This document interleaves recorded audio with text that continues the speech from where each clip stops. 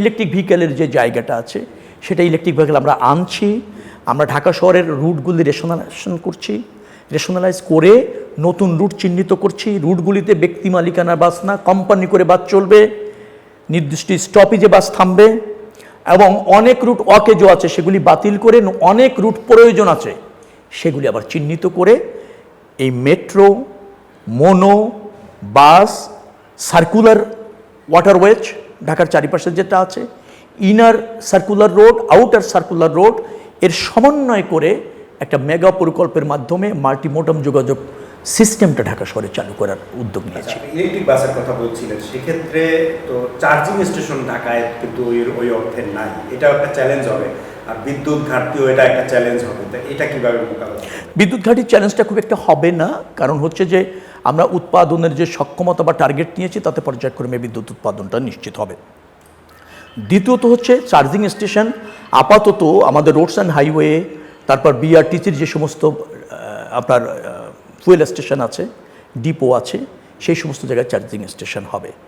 আর বেসরকারি খাতে যখন আসছে আমরা প্রধান রুটে যে সমস্ত এক্সিস্টিং আছে আপনার ফুয়েল পাম্প আছে তার সব জায়গায় আমরা চার্জিং স্টেশন দেওয়ার প্রকল্প হাতে নিয়েছি।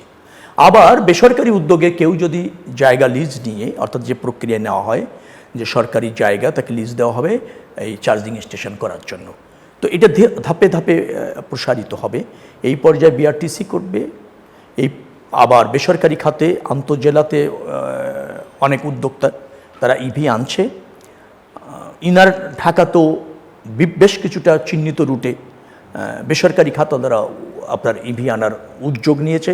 বিশ্বব্যাংকের একটা প্রকল্প আছে যে আপনি পুরাতন জরাজীর্ণ বাস সারেন্ডার করে ইভি নিতে পারবেন, এবং সেখানে যারা এই পরিবর্তনটা চায় তাদের ব্যাংক ফ্যাসিলিটি, দীর্ঘমেয়াদী কিস্তি, ইন্টারেস্ট নাই বললেই চলে, এই ধরনের ফ্যাসিলিটিসগুলি ইনশিওর করা হচ্ছে।